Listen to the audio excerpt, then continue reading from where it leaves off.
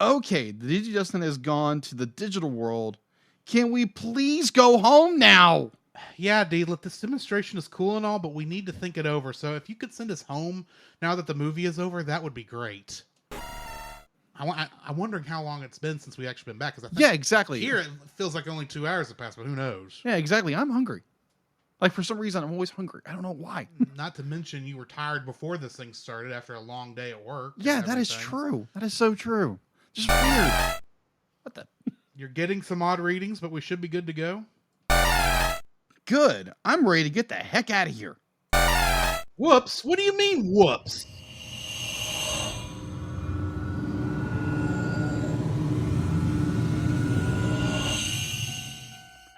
We're in the digital world, aren't we?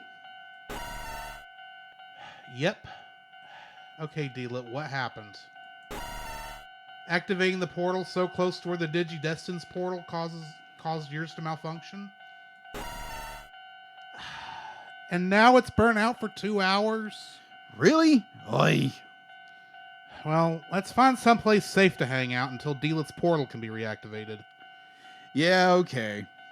We really don't want to be out here if the Digidestin find their Digimon and get into a fight with, I don't know, Machinedramon or a Metal Seedramon.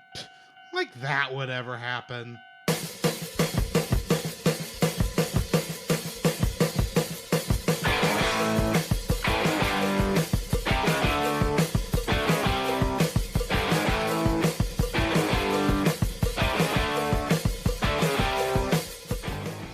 Hello and welcome to another episode of The Cellcast. Joining me today is a man who, he's a little lost. Welcome, Jacob. Ain't that the truth? Sometimes, yes. Yeah. Yeah. No, I'm lost as a goose. Where am I supposed to go with this? I don't know. Where do you All right. go with it? I don't know. Why, thank you. And let me introduce our co-host. A man who just needed a walk in the desert. Like sand desert, not forest desert. Welcome, Drew. Problem is I hate sand. It's coarse, it's rough, and it gets everywhere. Okay, Anakin. But I have been through the desert on a horse with no name. It did feel good to get out of the rain. Yeah, that's true. That was a very confusing song, too. So how are you doing, Jacob? Man, I'm doing very well. It's been a very busy week so far. Yeah, just looking forward to the weekend, like we all are. Mm-hmm. If you have a 9-to-5 job or an 8-to-5 job, whatever. 9 to 5. Exactly. Except I work from 6:30 to 3. Yeah, so most of us are looking forward to the weekend, unless you just have this, your dream job. Everybody's working for the weekend. Why do I have all these songs in my head today? I don't know. But either way, be like, yeah, most of us are looking forward to the weekend, unless you have your dream job. And I know some people are like that, and it's like, man, I love my job. Great for you. I love my job in some capacities. Sometimes I'm more like, yay, I love my job. And other days I'm like, can I just go home now? But either way. You can never go back.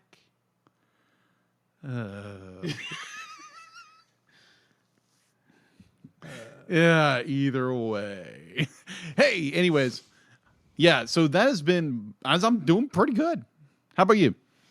It's been an interesting week. Yeah. There's a lot I cannot talk about. Right. Because it's personal, private stuff. But if you're of the praying? If you're of the praying type, we'll request your prayers. But it's nothing, it's serious, but it's not serious. I don't know a better way to explain it. Yeah. But anyway, Right. Other than that, it's been okay. Had a good weekend. Good deal. The trivia for this week. It is trivia time. Yes. Our question last week was, as seen in Digimon Adventure Part 3, Confession, Mega Kabuterimon has a different name in the West than he has in Japan. Mm-hmm. What is his Japanese name? Jacob. At the second, We just talked about it. But there again, when you have ADD and dyslexia, your mind goes everywhere else. And you have short-term memory problems. That's your problem. Isn't it? Huh? Is it? I have short-term memory problems. I'm guessing. I mean, admittedly, when you said "huh," I was like, "Yeah, that proves it." But I didn't jump on that fast enough. No, you didn't. But either way, what is it anyway? Oh, short-term memory problems? No. Oh, you mean What the trivia answer? You mean Mega Kabuterimon's Japanese name? Yes. That would be Atler Kabuterimon, Thank you. which Josh Adams answered correctly. Thank you, Josh. Yes. So we'll be asking another question at the end of the show, so stay tuned for that. Anyway, Yeah. what have you been watching this week, Jacob? What have I been watching? Now, did we watch anything over Chases? No, we did not. Yeah, that's what I thought. We got to talking entirely too much. Yes, Sunday we did. night. Yes, we did. Not that that's a problem. No, there's never a problem with talking, but just talk about general stuff. It took about twice as long to get through the Bible study as it normally does. It happens. All right, so what I have been watching, so I've started a new like a kind of a movie challenge page on Facebook. New year, new movies, 2020 movie challenge. 2022, you mean? 2022, I meant, yes. Because 2020 was 2 years ago. Yeah, that is true. Boy, was that a year I thought was going to go entirely differently. Yeah, I was in one of those 100 movie challenges. Yes, you were. This is actually based and off that. And I thought that would be a shoo-in. Because we had 2 podcasts going at the time. Right. Some of the stuff I saw that was on the list for Movie of the Week at the time were stuff I hadn't seen. Some of it was stuff I'd seen, but most of it I hadn't seen. Right. I knew we had some Cellcast stuff I hadn't seen coming up. And I thought, well, you pepper in all the brand new movies that were coming out that year that were not on either list. Oh, yeah. I thought, surely, I will have this done by June. And then COVID. And then COVID happened. and I was like 10 short, and I was rushing to get those last 10 because, believe it or not, I didn't jump on watching on streaming movies because, unlike some people, I had to go to work. So I didn't have anything. That is true. Not that you had that luxury. No, I didn't either. I didn't have that leisure. It's some of us actually had to work through the pandemic. Yeah. And some of us didn't get to spend any time at home. Yeah. Well, except during Snowpocalypse 2021. Yeah, exactly. That was a trip. Let's say that. Yeah. But yes, I have been watching a few things. Definitely for that movie challenge, I've watched. As of the moment, I've watched War Games, which is an amazing film. You're welcome for the suggestion. Thank you. That was a very good film. It's got some surreal moments to where it's like, whoa, you can definitely apply it now to to the modern age. Since this movie was made like in '83, I believe. And so continue on the Digimon Adventure Tri movie series. I've watched. I counted Loss. I counted Co-Extinction, which is the 5th one, and Future, which is the 6th film. What did you call the 5th one? Kokshi? Coexistence. That's not what you said. It didn't sound like that's what you said. Oh, okay. I heard Kokshi. Kochi. Okay. And I don't know what that is. Kochi. Okay. Coexistence. Okay. Coexistence is the 5th one. Of course, you watched all this after our adventures in the digital world. Yeah. Which was fun. Yeah. Hey, sometimes you just be like, oh my gosh, I gotta figure out what's next. And then what's next? And it's like, oh, it's over. Oh, okay. Awesome. Yes, we know that wasn't your fault. If we hadn't pushed you to open the portal right then, you wouldn't have had that problem. True. We recognize that was more on us, but because we didn't know what was going on, we apologize. Thankfully, we're getting this worked out. So, yes. I mean, yeah, it's been interesting doing this with Deedlet so far. I'm kind of curious where this is going to go. You're not going to jump in on this, are you? I was reading something in the comments. Oh. What were we saying? Sorry. Oh my gosh. Thank you, Chase. I said it's been interesting doing this with Deedlet, don't yes, you think? Yes, it has. Oh my gosh. If I got to run from another Pteranodon, I'm gonna be like, I don't know what I'm gonna There do. wasn't a Pteranodon there. Now there might have been a Tyrannosaurusmon. Tyrannomon. Tyrannomon. Thank you. Tyrannomon. That's what they're was. called. Sorry, we don't. As cool as inclusive as D-Lit's database is, it doesn't have the name of every Digimon like Izzymon. Is Izzymon? Like Izzy has. Right. Either way. Yeah. All right. Anyway. All right.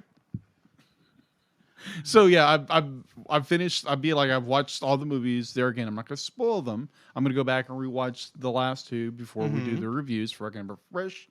I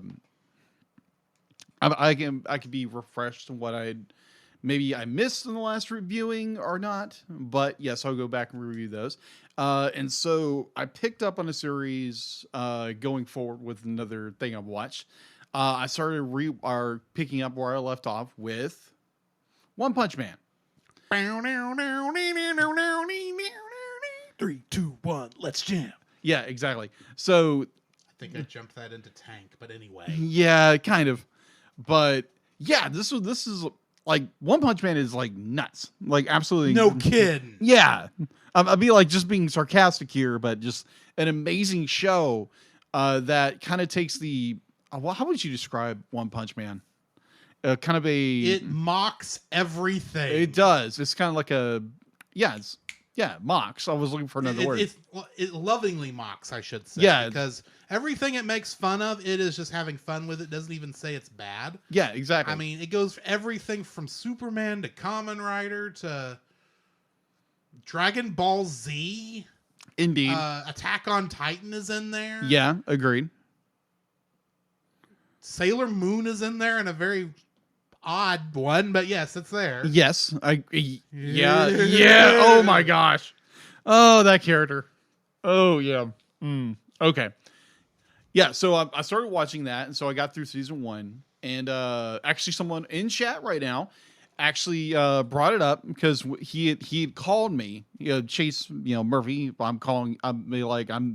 I'm We've letting said the world know it's Chase Murphy who called me. We've said his name enough in this. People know who he is now. He's just a part. If nothing else, he's a name that floats in the ether of this podcast who happened to be on the show once. Yeah, exactly. So Chase called me because he was wondering because I borrowed a book and I was supposed to return it. To give it back. I forgot to give it back. Shame. I didn't mean to. I just brought it. It was in my.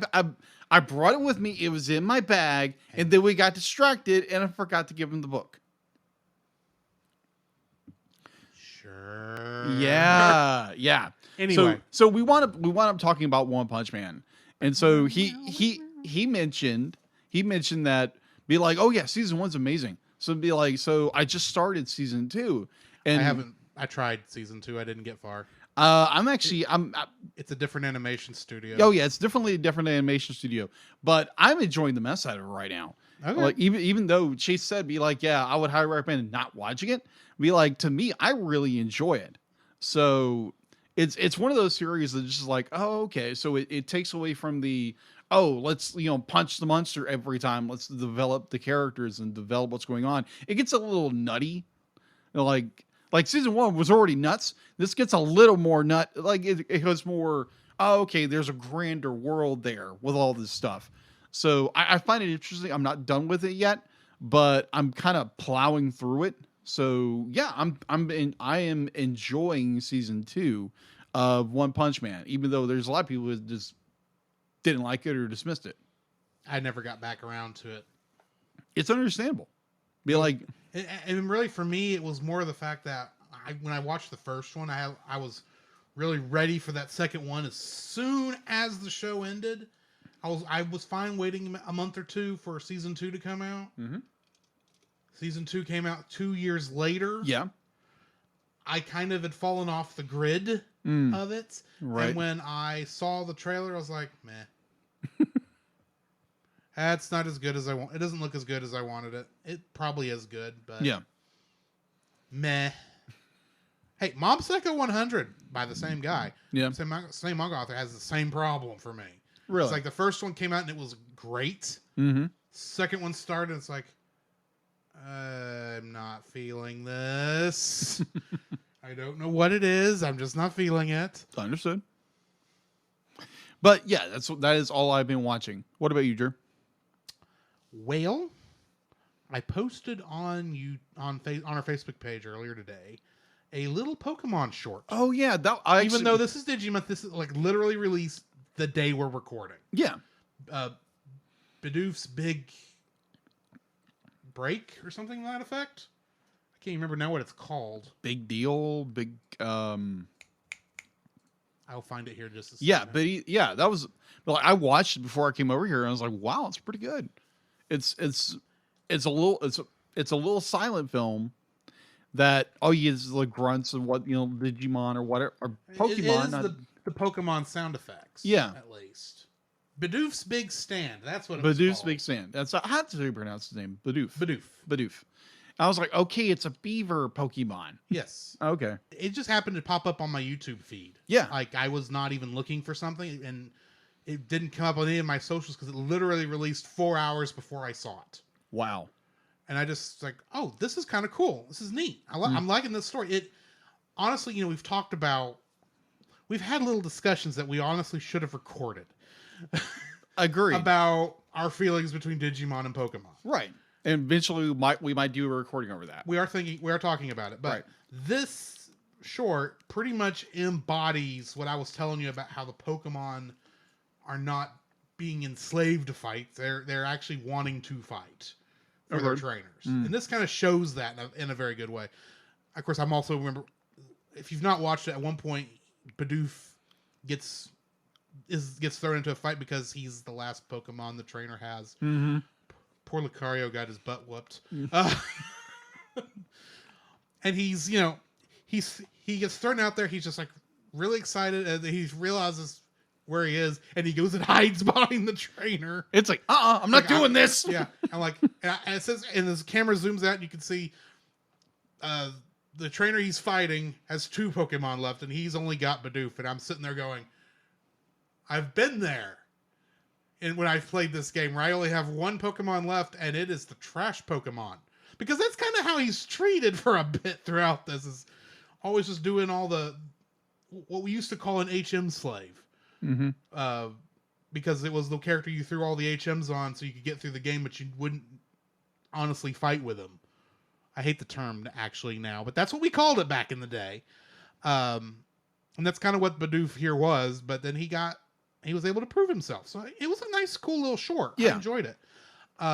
Also, I've been watching a little bit of, I think I've talked about this before, but the Godzilla, the series based on the 98 Godzilla movie. Yeah.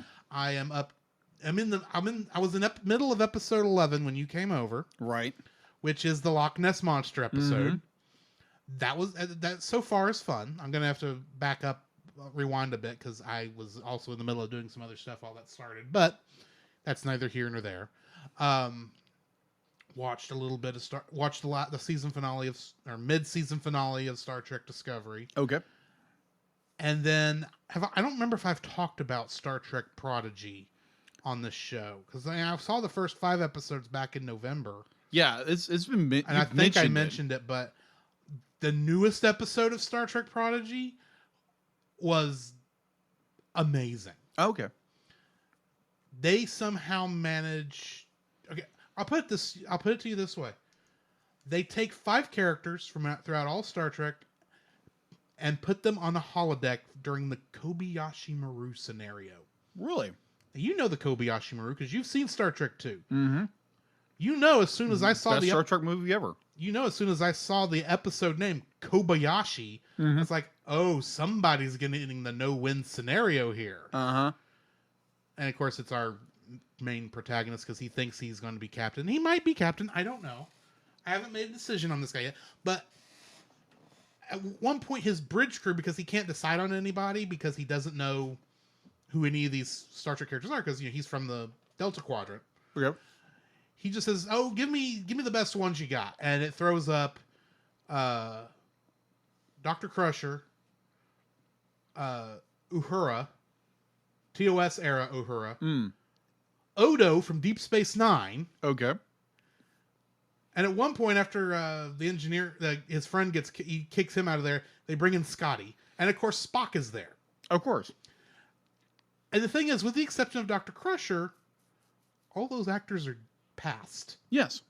So they actually were using audio clips from past Star Trek episodes.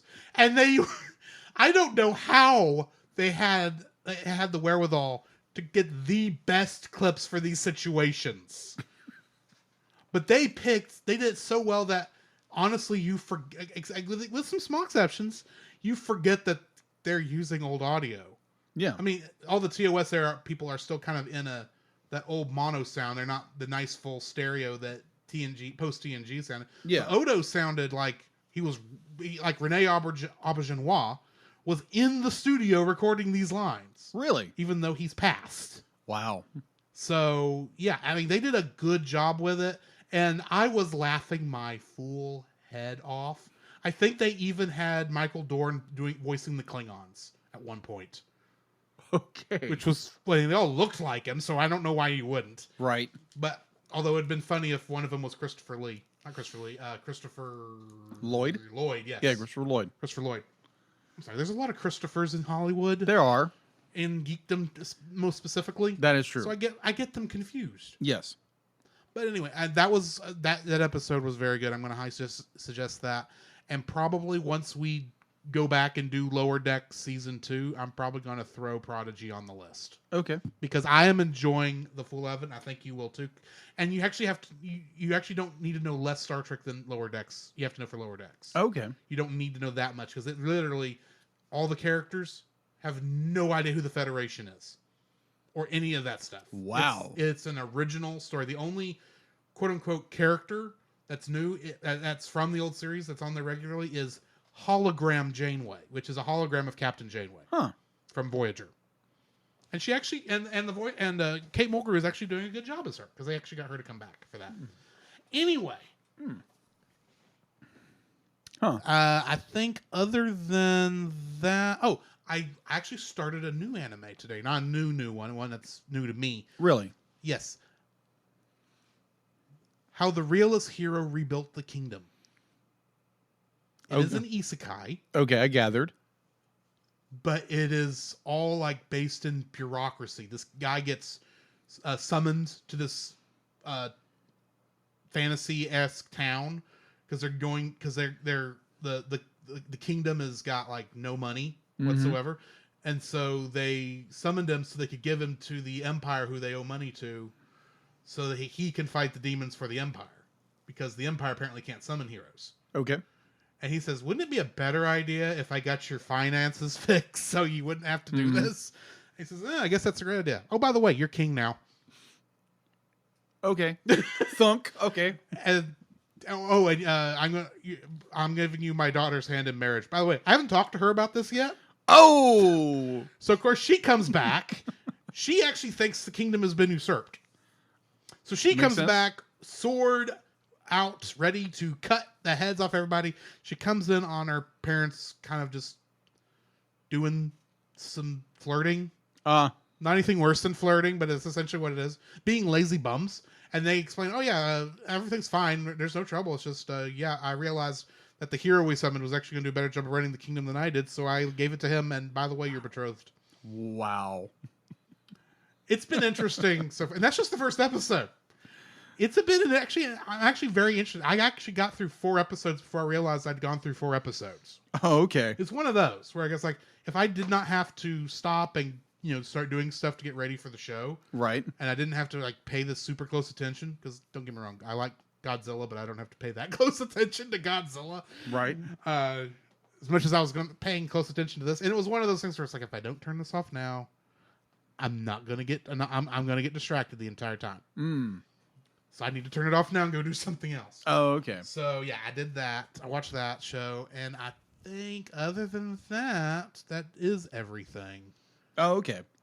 So there was a little, not really an issue, because it was brought up. It was brought up during, because I'm not trying to cut anybody off. Issue? Not an issue. I apologize. You said issue. No, I said an issue. I'm but curious. I didn't say I'm issue. Curious what the issue is. Okay, issue, like what the issue was, because It was more like the short-term memory. Like you said something about short-term memory. Yeah. Okay. So, yeah, like, yes, I do have short-term memory problems. I know you were picking on me. I get that. Yeah. I totally get that. And so I wanted to like get down to it. It's like, okay, I know ADD and short-term memory loss does have a correlation with each other. So I did do a little digging, a little bit. So just to let you guys know, This quick little rabbit trail we're going down. quick little rabbit trail. According to everydayhealth.com, ADD is associated with short-term memory problems, and I'm reading from the site. Although they do not have problems with long-term memory, people with ADD may have impaired short-term or working memory. Research shows. As a result, they may have difficulty remembering assignments and completing tasks that require focus and concentration. So, yeah, with ADD, you're going to have some short-term memory little things. So it's like, wait, what was I doing? Or wait, what did he just say? That's what I deal with every day. So, yeah, that's welcome to my little head. In other words, he's nuts. Anyway. Bonkers, totally nuts. I hate that show. I do too. I just remember the theme song. What do we got in the news? All right. So the Golden Globes have been apparently they are no longer, they're not being broadcast on ABC right now due to issues, which we're not going to go into on this broadcast and podcast. But apparently in Kanto, I'm going to say this right. In Kanto, Yes. Encanto has won the Golden Globe for Best Movie Picture, Best Motion Picture for Animation. D-Lit is happy you said it right. Thank you. So yes. So D-Lit's also wondering when we're going to watch it. yeah, we'll get there when we get there. She says okay. Okay. Yeah, it'll be a movie we watch in this upcoming year. Eventually. Along with everything else. Yeah, exactly. How many movies are coming out this year? But either way, so yes, Encanto has won from obviously the Walt Disney Animated Studios. Encanto has won best motion picture for the animated category. Yes, so best animated motion picture. Yeah, so congratulations to the team on over the Golden Globe Awards at the Walt Disney Studios for their nomination for their award. Meanwhile, you keep shafting Pixar back to Disney Plus. Oh my gosh! I'm assuming that's on your list. Oh somewhere. yeah, yes, no. Be like that's a perk. Yeah. So, as most people have known, if you're an animation person, you follow the news. Disney hates Pixar now, apparently. Apparently, because they keep not letting their stuff get to theaters. This is 3 movies they've done this with. In a row. Now, I understand Soul. That was still at the tail end of when the pandemic was really bad. Yeah. And most theaters hadn't opened up yet. Yeah, that was understandable. Luca, that I can maybe see y'all made that decision and decided to stick with it because you didn't know how things were going. Right. Theaters are open right now. Yeah. What is your excuse? Okay, so I will get that excuse. Do that. At least give them the $30 thing so I can just go to the theater and not feel bad. Yeah. They're not getting extra money on a Disney Plus exclusive. No, they're not. Which annoys me. Mm-hmm. All right, so going into this, these are the people who made Toy Story, for crying out loud, and you're just shafting them. Agreed. So let me read the article reverse. All right, so Disney Media and Entertainment Distribution announced that Disney and Pixar's Turning Red will premiere exclusively at home worldwide. There again, there's another issue with the worldwide thing. I'll get to that in a minute. On Disney Plus on Friday, March 11th. The shift to streaming from, going to theaters was due to the ongoing COVID pandemic following the platform's successful premiere of other successful titles. Our Karen Daniels, chairman of Disney Media and Entertainment Distribution, giving her a quote. Given the delayed box office recovery, particular for family films, flexibility remains at the core of our distribution decisions as we are delivering an unparalleled content. The Walt Disney Company to audiences around the world. Now, I do want to mark this exact same article. They did bring this up. The international market for Disney Plus is not available yet. The movie will be released in theaters overseas with premiere dates to be announced. So there again, this movie is getting released. Apparently, is getting released worldwide, but in America, it's not getting released theatrically. It's only going to Disney Plus, which is dumb. Which is stupid. Seriously, Disney. There again, I still love the Walt Disney Company. They're an amazing company. And Disney Plus is a great service. Do not get me wrong. No. But I don't want my brand new movies coming out on there. If they were supposed to be released in the theater, I want to go to the theater because as real as COVID is, do not get me wrong. Yeah, it is real. I've been going to the theater since Bill and Ted Face the Music came out. Right. Obviously, I'm not worried about COVID right now. Or not as worried. But also, we live in Texas. I went on a cruise. I'm not scared of the COVID virus. I'm aware of it, and I keep an eye out, and I watch the stuff. But for the most part, let's move on. Yes. Anyway, that's neither here nor there. Yeah, exactly. So there is literally no reason not to put it in theaters other than Disney's being stupid. All right, so with that little rant out of the way, because believe me, that's a rant. Yeah. All right, so going into another movie series we haven't even touched yet. Apparently, it's a sequel that is doing blockbusters in theaters right now. So, Illumination has scored another Sing. Yeah, Sing. That's I'm sitting there going, what have we not touched on? Oh, Sing. We haven't done Sing yet. Yeah, we haven't done Sing yet. So we will eventually get around to reviewing Sing and Sing 2. Yes, it's just not made it on the list yet. No, it hasn't made the list yet, but we'll get there. All right, so Illumination has scored another franchise box office hit in the spike of the Omicron spikes. I got that from Ben Shapiro. I just love it. If you want to listen to a really good podcast, the Ben Shapiro Show. Just saying, the Daily Wire, go listen to it. It's great.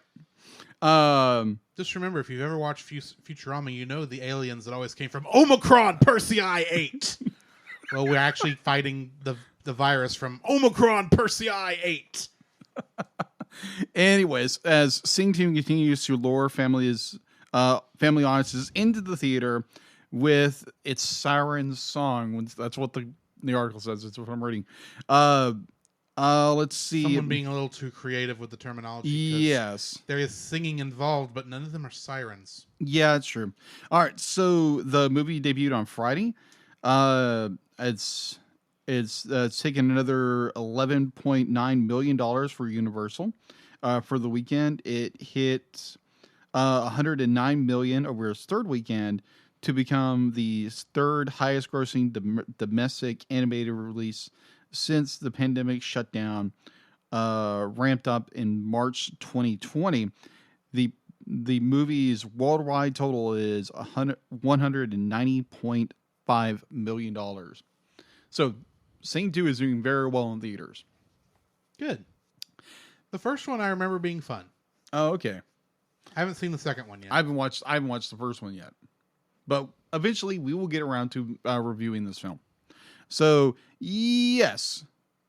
Like, even though apparently Disney's worried to release Pixar films during the Omicron scare, apparently Illumination and Universal isn't. Which is ironic considering Universal released Trolls 2 digitally first and made more money with that to the point where they actually talked about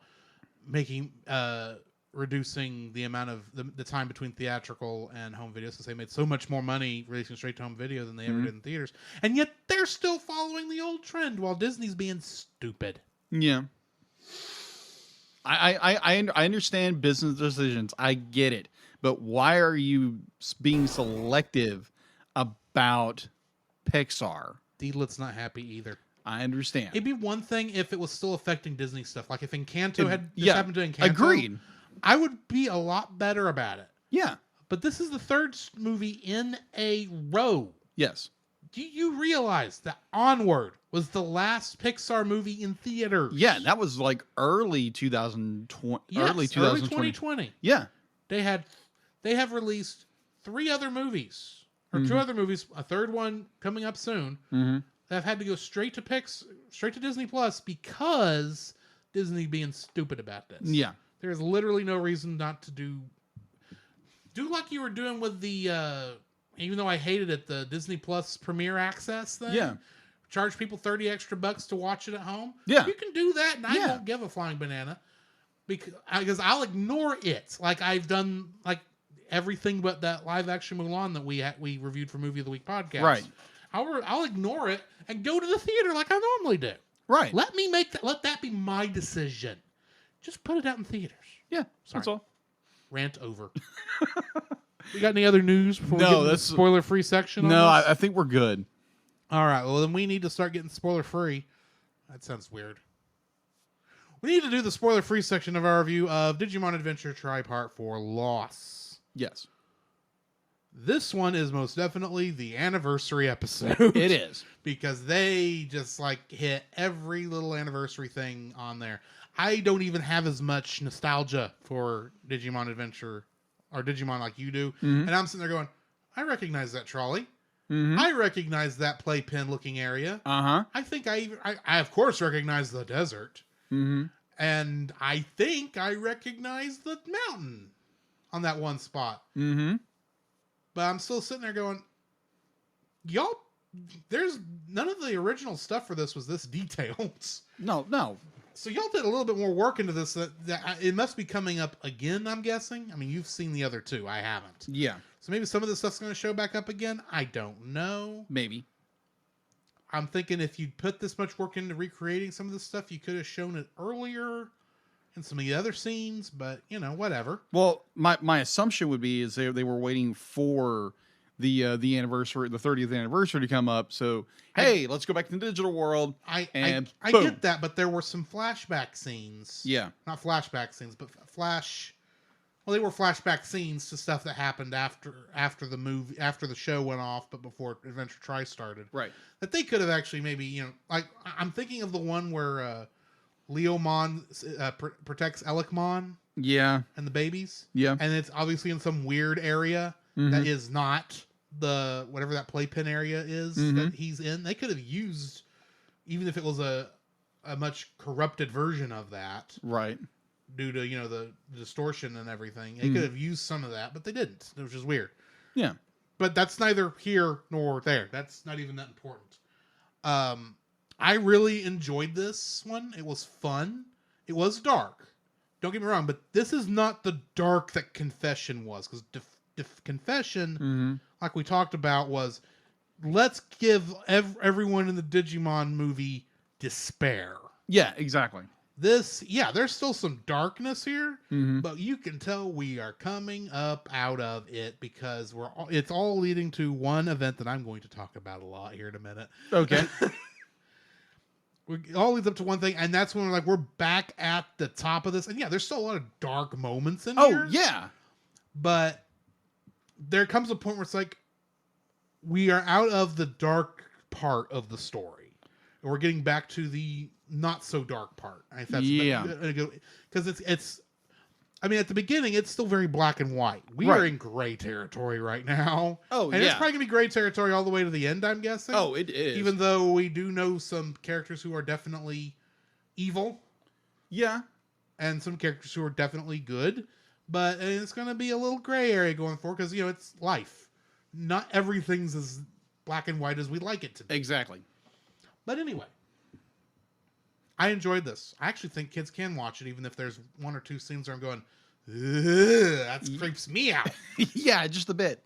I enjoyed it. I thoroughly enjoyed it. Like Drew said, this is very much you're in the gray zone, and which kind of reminds me of that I have talked about in length, referring to this series. Talk about the Dark Ocean, that I've mentioned off and on. It's a very gray area. So either way, I'm not going to get into that yet. You already had that rant. Yeah, I've already had that rant. I think in some parts I'm right, in some parts I'm wrong. But overall, be like this part 4 was very good. Was very good. It got into a little more. It got into some very not cringy, but it's like, oh, okay, they went there with that with certain with certain. We'll discuss that. Yeah, we will discuss in a that. minute. We will discuss that in a minute. It's a great story. You know, it's about almost like a reunification of characters and getting to know each other again. It's like, let's make Digimon Season 1, but faster. Yeah, pretty much. Pretty much. And yeah, just be like these great story character developments and, you know, leading into what is going to be Coexistence. Coexistence. Thank you. Not Coke existence. Not Coke existence. Not like what you're drinking there. Precisely. Exactly. So I thoroughly enjoyed it. It was a lot of fun. It had some really great moments, had some like, oh my gosh, you went there moments, and the ending is like, okay, that's like, yeah, okay, this is getting good and creepy at the exact same time. So yeah, that is my spoiler free talk on this movie. Which means we now need to get to spoiling this thing. Join us on the other side of the bumpers, and we'll be doing just that.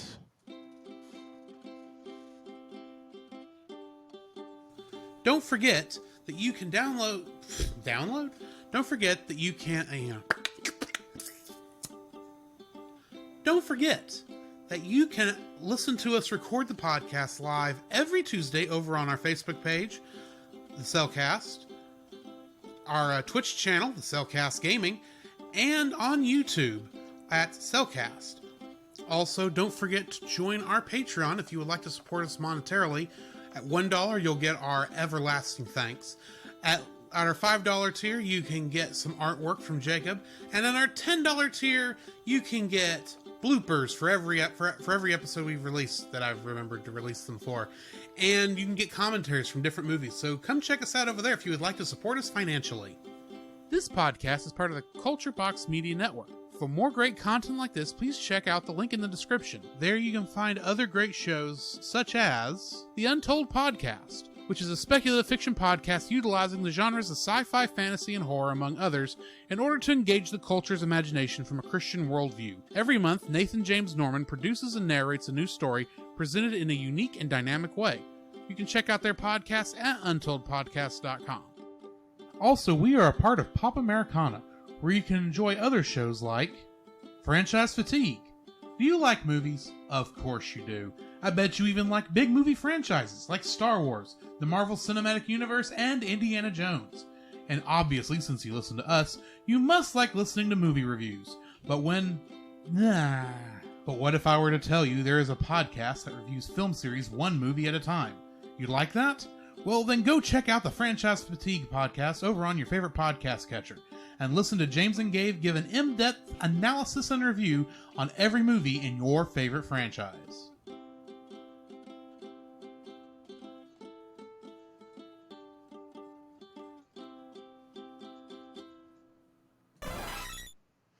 The following is a spoiler-filled review for Digimon Adventure Tri, Part 4 Loss.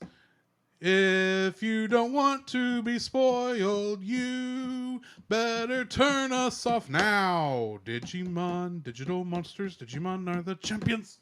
Digimon Adventure Tri Part 4 Loss was directed by Keitaro Matanaga, as has been the rest of Digimon Adventure Tri. Mm-hmm. Also written by Yuko Kakihara, who has written the rest of Digimon Adventure Tri. And of course, Digimon was created by Akiyashi Hongo. The difference in the cast this time, we've got Jeremy Lee, who is voicing Yokomon, Biyomon, and Maki Himikawa, and this time she is the voice of Homeostasis, since Homeostasis spoke through a different character this time. Ah, that's right. Namely, Himikawa. And in Persona 5 and Persona 5 Royal, she played Makoto Nijima. Also in Super Smash Bros. Ultimate. Kate Higgins was the voice of Nyaromon, Salamon, Gatomon, Meikumon, and Maycrackmon Vicious Mode, and she is Pauline in Super Mario Odyssey. Mona Marshall was the voice of Izzy Izumi, Birdramon, Garudamon, and Phoenixmon. And in the 1981 Spider-Man cartoon, she was Betty Brant. Jeff Nimoy was Tentamon, Kabuterion. Blah. Jeff Nimoy was Tentamon, Kabuterimon, Mega Kabuterimon, Hercules Kabuterimon. I'm sensing a theme. And Dark Get Jedi. Mm-hmm. And he was Nicholas D. Wolfwood in Trigun. And Exactly. boy, can you hear it this time. You can hear it. Good night. I think they hired him because he was Nicholas D. Wolfwood. From Trigun. From Trigun. Aaron LaPlatte was Hackmon. And he plays the Duke in Resident Evil 8 Village. Jameson Price was the voice of Angimon, Magna Angimon, and Seraphimon. Mm-hmm. And he was Reeve Tuesti in Final Fantasy VII Advent Children. Michael Sorich was Elecmon and Machinedramon, and he was both the dimple and the narrator in Mob Psycho 100. And Doug Erholtz was the voice of Daigo Nishijima, Koromon, and Metal Seadramon, and he is the voice of Vega in Street Fighter V. And I am holding off all Kingdom Hearts connections until we get done with Digimon Adventure Tri, because it's just going to be repeating myself over and over again. Right. Because there's a lot of overlap. And a lot of the same, because it's the same characters every time. All right. Which brings me to the end of the cast list. Info and stuff, please, sir. All right. So, as I've always done with info and stuff when it regards to these films, if you want the full production, distribution, what have you, go back to Digimon Adventure Tri, Movie 1, Reunion for all of that. Otherwise, I'm just going to skip over it because you guys probably listened to it already. Specific name of that episode is Prodigious. Yeah. Digimon Adventure Tri Part 1 Reunion. Exactly.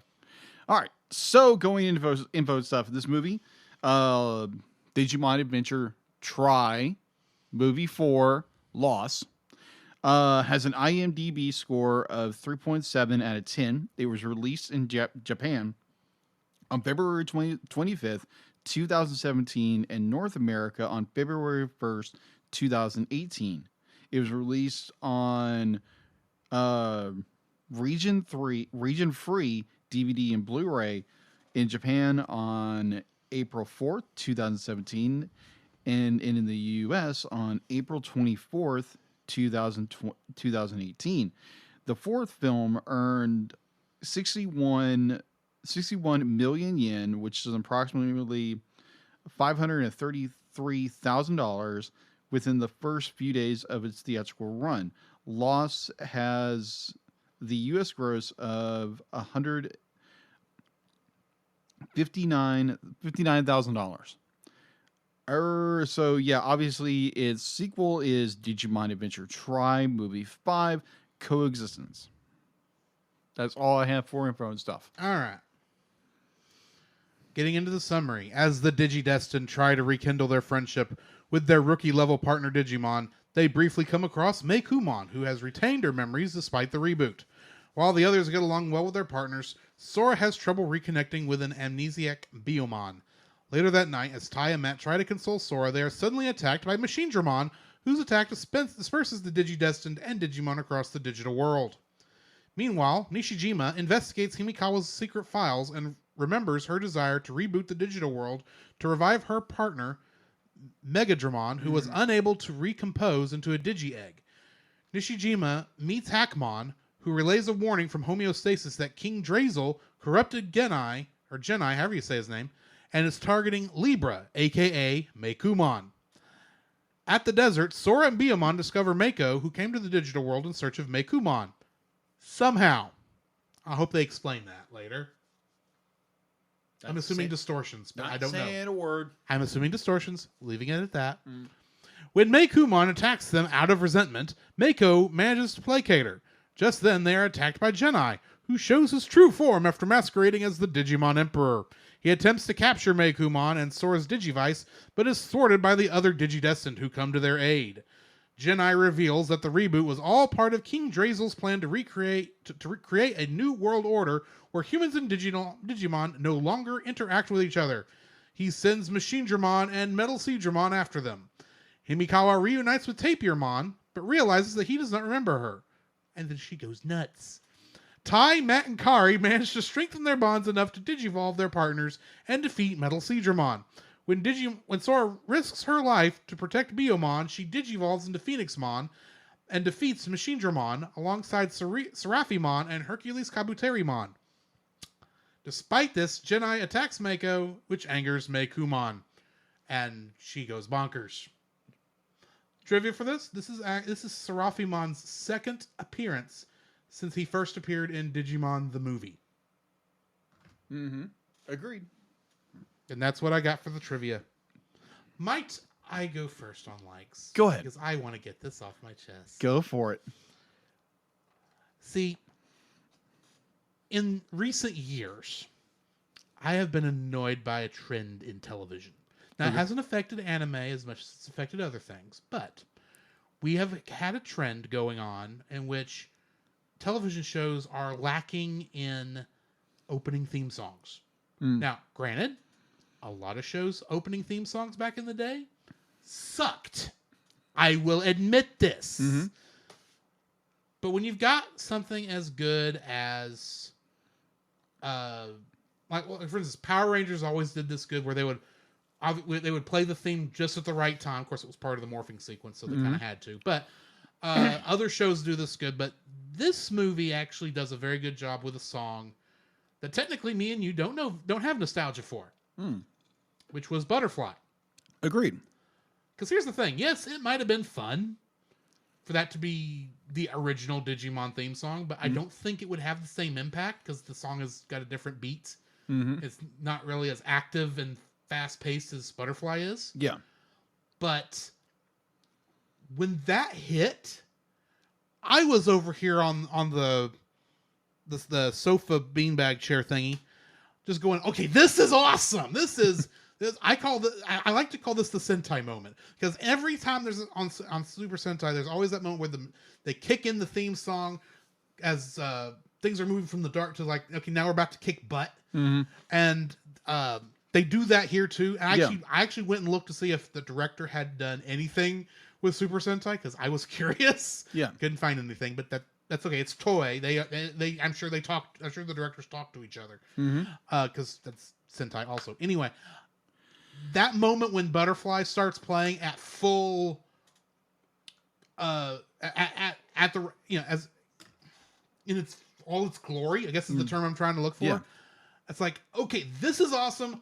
I don't even know I don't even know this theme song as well. I do not have nostalgia for this theme because I've only heard the theme like 3 other times, and it's barely been connected to Digimon those other 3 times. Not counting, of course, the instrumental versions we've heard throughout the show so far. But we get the full original theme song going full blast in here. It's like, oh yeah, this is awesome. And here's the thing. I didn't catch, because of the way this went, the fight scenes and all the Digimon transformation scenes. Yeah. They take longer than that song takes to play. Yeah. So it's at one point, and I have no idea where this was. Okay. It transitioned into the standard Digimon Adventure Tri Digivolution song, and I didn't catch when it happened. It merged that beautifully. Wow. It just went right. It wasn't until I was like, I'm sitting there going, it's been 5 minutes since Butterfly started. I'm thinking, this is still going. And yet I didn't even recognize we went to a different song because it merged so beautifully. It's like, okay. When music does this, I get excited, okay? I can tell. This is great use of a good theme song. And when you don't have a theme song, you can't do this. That's what annoys me about modern television. Anyway. Yeah. Proper, very well timed placement of Butterfly is my first like. Okay. Because I just got super excited watching this. That entire scene is awesome. Yeah. But I think it's made 10 times more awesome by the use of Butterfly. Yeah. Even though I don't have even though it might have been also as awesome if we did the original Digimon theme song. Definitely not Digimon Are Back Again. That wouldn't have fit as well, I don't think. Yeah, it wouldn't.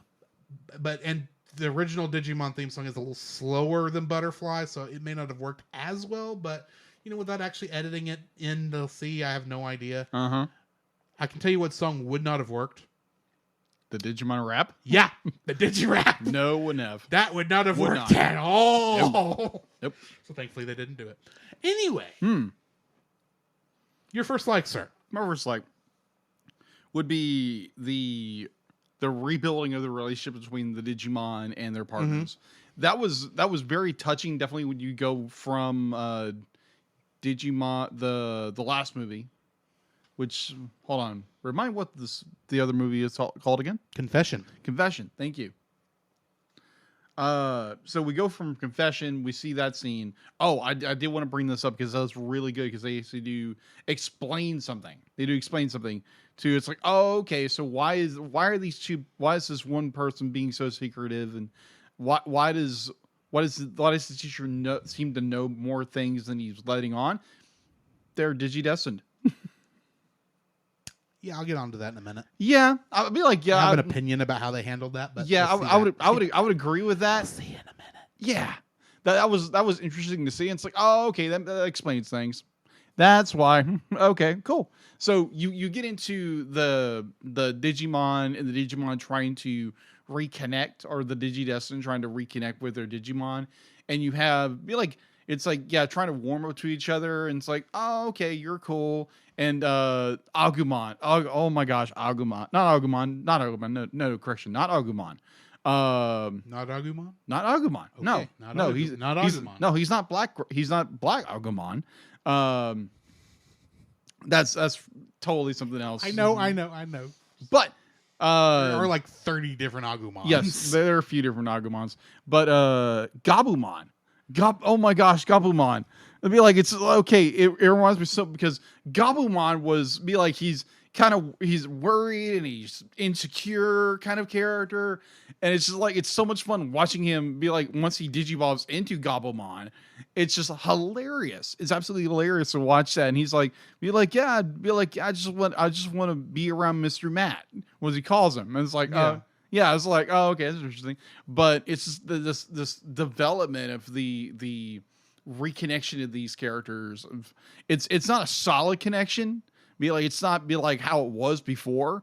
It's like you're building a relationship out from scratch. And say if me and Drew had drifted apart, and it's 20 years later, and it's like, oh, we need to, hey, let's, talk for a little while, and, let's grab lunch or something like that, and, reconnect and see, find that passion we had for, podcasting. But, as an example, say if that happened, and, which hopefully won't happen, I pray the Lord doesn't happen. But as an example, so in that regard, it was this building up, rekindling of a relationship with, the Digimon and his partner. And then you get into Sora and Biyamon, which is just it's like, okay, obviously these characters, their memories got rebooted, so they don't remember anything. Obviously the Digidestined know what's going on. And so Biyamon, it's just more like, I don't know who you are, leave me alone. This is like, okay, that's definitely not Biyamon. And be like, it's Biyamon, but it's not Biyamon. I'm gonna talk about that on my next like. So right. Continue. Okay. Yeah. So it's the reconnecting of these, the Digimon and their partner, their Digidestined partner. Either way. So yeah, that's my number one. What's yours? My second like is the fact that, yes, the Digimon don't have their memories. No. But there is something that is carried over across the reboot. Because here's the thing.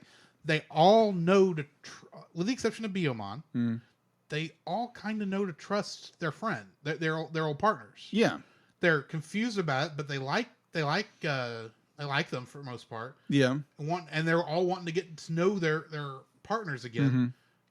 I like when apparently Tai told Gabumon that off screen that that Matt likes to be called Little. So after that point, after being called Mr. Matt for so long, he calls him Little Matt. Can I call you Little Matt? Why would you call me Little Matt? Well, Tai said you like to be called Little.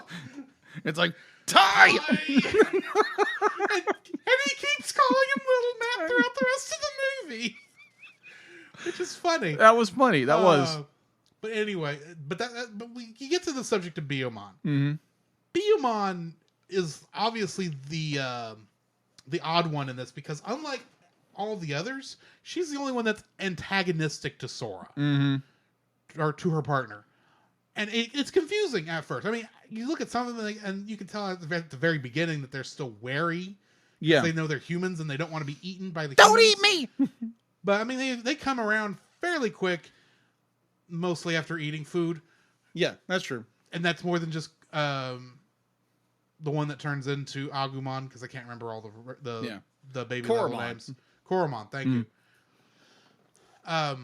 But like to be fair, most friendships are built over meals. And there's nothing wrong with that. And No. admittedly, Sora's and Biomon's relationship starts off with a meal, the re-relationship. But here's the thing: I think Biomon at least remembers something of her feelings before the reboot for Sora. Yeah, because if you remember, and they actually showed flashbacks to this in the movie, Biomon was saying, "Hey, it's great that you care for everybody else so much, but you need to care for yourself also." And you can, and even though she's, that level is very naive about a lot of things. She's Biomon was very serious in that scene, and you almost can feel some exasperation from Biomon over how Sora is just letting everyone kind of pull her thin. So when, what's the baby form of Biomon? When we run into her again, I'll just say that. We run into her again. I think she is remembering some feelings towards Sora. right. But it's the frustration that she won't take care of herself. Yeah, And Biomon talks about that. she does. Yeah, It's like, you care so much for everyone else that you don't take care of yourself. That's why I'm angry at you.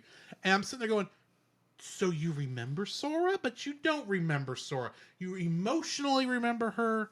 You remember her in your Digiheart, for lack of a better term. Digicart. Okay. But you don't physically remember her, and that's what's causing this conflict. That's why you're being so antagonistic. Yeah, it makes sense.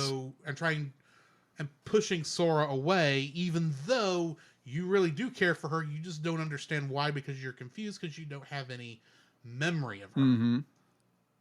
I like that they went that far. Yeah, I agree. They had no reason to go that far. They could have just had her's like, I don't like you, and that's it. Yeah. And then her come back around and not have any decent explanation for it. This is like, no, they actually planned so far ahead for this that they put in scenes in the previous movie to lead into it. It's almost like they were setting stuff up. Yeah. Amazing that they can do that. They need to be doing more of that. Because this is becoming, that is a trend that I'm seeing, is that there are a lot of times stuff that just happens with no setup whatsoever. I think I've complained about this on some other dislikes before. Yeah. I'm not going to bring it up again after this, but they actually did it here, and it's like, it worked beautifully. That's my second like, is the fact that the Digimon actually do at least have some memory of some kind from before the reboot, and it's just subtle enough that it works. Your second like? My second like, now this is going to be a little different. Dark Genii. Okay, so this was like how we're a little bit off on our things. It's like your first like was the reconnection. Mine was part of that reconnection. Right. Your second like is Dark Genii, while my third like is how we're really starting to hate our villains. Yeah. But continue. Yeah. So if you know your Digimon lore, be like Genii is the old man who is basically the guide, the guy who watches over them. Yeah. Kind of like a father figure to these kids as they're going through the digital world. And in the second season, you see a different version of him, which is a younger version.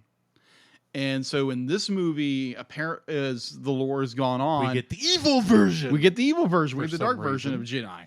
For some reason. Yeah, because apparently it was what was it, Lord, not King, King Dark King Dias. Let me look it up. No, again. it's a King Drazel. Drazel. King Drazel had corrupted. Now, I got a dumb question. What? Who the crap is King Drazel? I have no Because idea. They act like we ought to know. Yeah, I have no idea. Now, here's the thing. It could be in it could be in Deep Lore or Digimon. I don't know. Here's the thing. I was curious, so I risked looking up King Drazel on the Digimon wiki. Yeah. As far as I can tell, this movie is the only time he's ever mentioned. Period. Okay. Am I right in that he's not mentioned in 5 and 6? No, he's very mentioned in 5 and 6. There is at least some issue, some problem. Yeah, Thing, we'll get there when we get there. But apparently, I couldn't find. He was first mentioned in this, from what I could tell. Mm-hmm.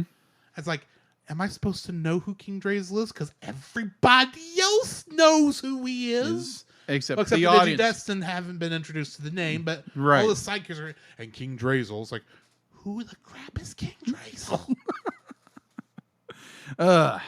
So sorry. No, you're good. So apparently King Drazel had corrupted Genii, so he became Dark Genii. And so we get this Genii. Huh? I'm assuming he's like Agent Smith in The Matrix. Mr. Anderson. Or in this case, Mr. Genii. So it's like, so we get the setup and it's like, okay, then who's this, the Digimon Emperor or Digimon Kaiser or whatever we call him. Either way, he ain't Ken. No, he's not Ken. And so he pops up and it's like, oh, it's Genii, but it's a dark Genii. How did this happen? And he's creepy. He's extremely creepy. I'm watching this and I'm like, not going into like, so I don't know if I can describe this. Can I describe this?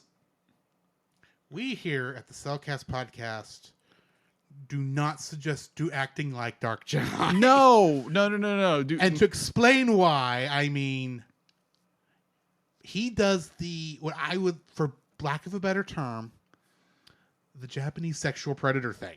Yeah, exactly. He goes and licks Mako on the cheek in the way that they always show anime people being creepy. I think it was Sora, actually. Sora. I couldn't remember if it was Sora. It was Sora.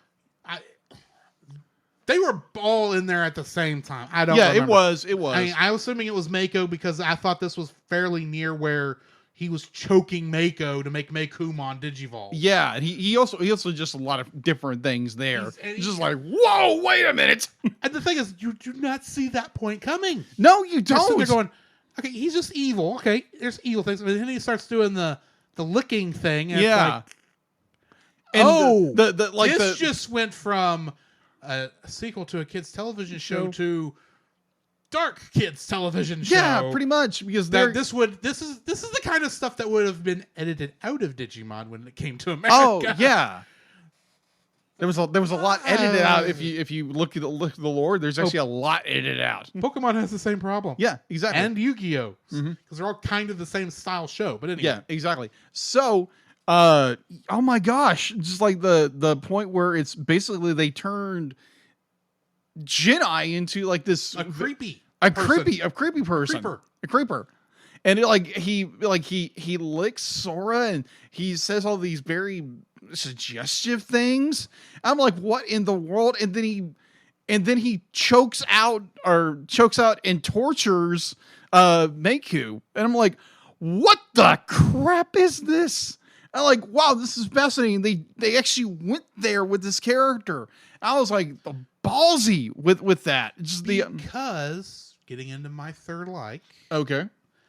They are really wanting us to hate these villains. Indeed. They are not wanting you to think redemption is possible. We've just got to hold out hope. Mm-hmm. No, it's like these guys are evil and you should hate them. Agreed. Completely agreed. Because if they somehow come back to the side of good, it's going to cost them quite a lot. Yeah, agreed. And it's not just Dark Genii. Admittedly, Himikawa does not get a big role in this one. Oh my gosh! But her one scene with Tapirmon.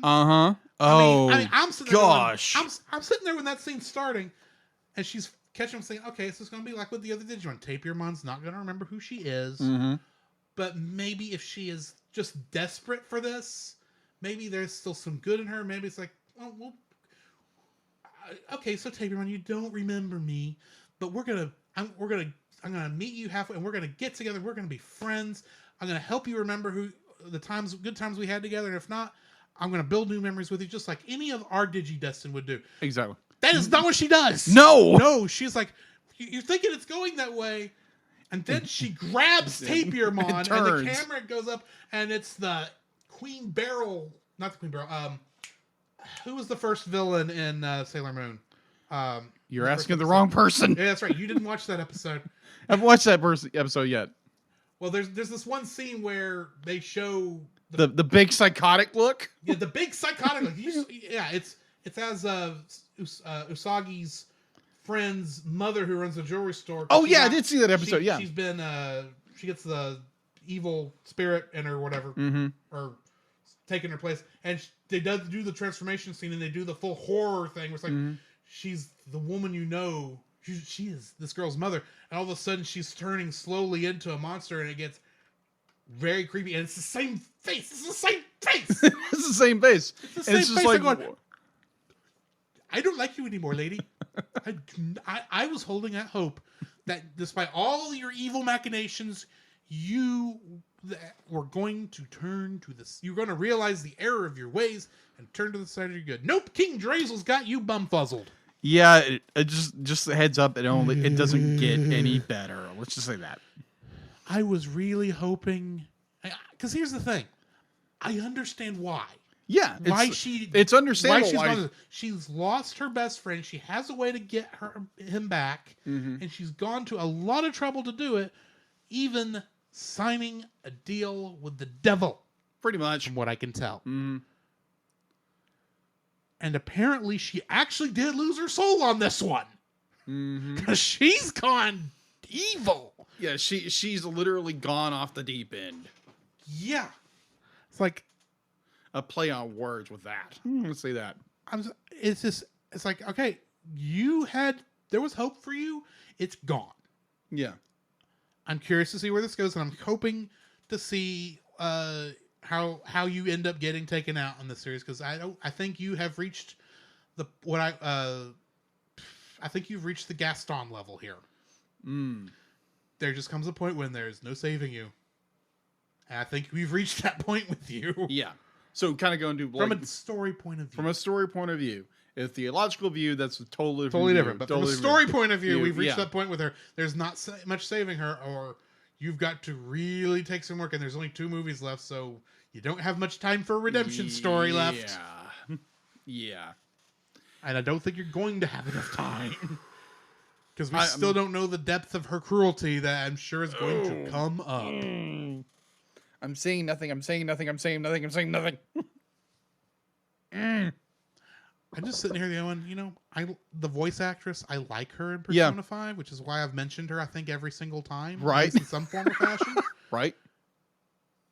But I'm going to have a hard time going back and thinking, oh, you're that woman. Queen. It's like, oh my god, it's gonna be a hard voice to listen to again. But oh my gosh, that was so good. It was so good because you didn't expect it. You did not expect that.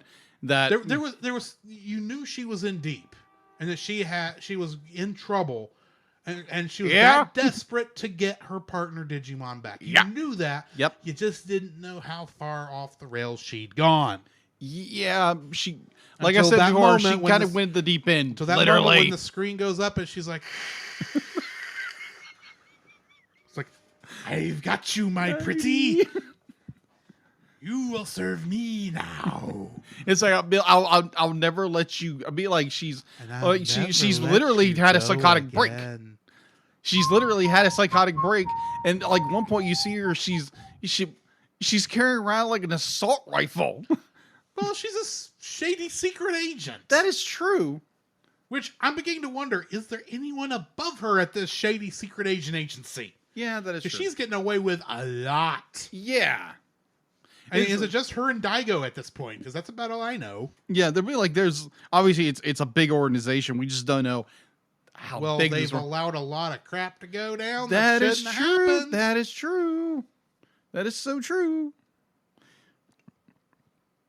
But Scully and Mulder, yes. they ain't. Yeah. Let's just say that. Oh man. Anyway, All right. So that's actually my end of my third like also. So if you want to move from yours to your third like, go ahead. okay, my But third, finish your thoughts on second like if you still have some. no, be like, yeah, it's just this nice turn. It's like, oh, okay. You realize why she's doing this. What is her character name again? You would ask me that. Yes, I would do that. Yes. Because I lost her name in the middle of all that. Uh-huh. That's why I didn't say it. I know it's in here somewhere. Himikawa. Himikawa. Maki Yeah. Himikawa. Yeah, Himikawa. So Himikawa be like we understand why she's doing this. We understand her motivations that she has to get Tapirmon back, and it's like because she's a Digidestined, or she was when she was a kid, and she's desperate to find her Digimon partner, even though knowing the reboot is going to wipe everything. And when she does, she loses it because that has been her obsession for all these years. And when she finally finds Tapirmon, he doesn't remember her, and then she has a psychotic break.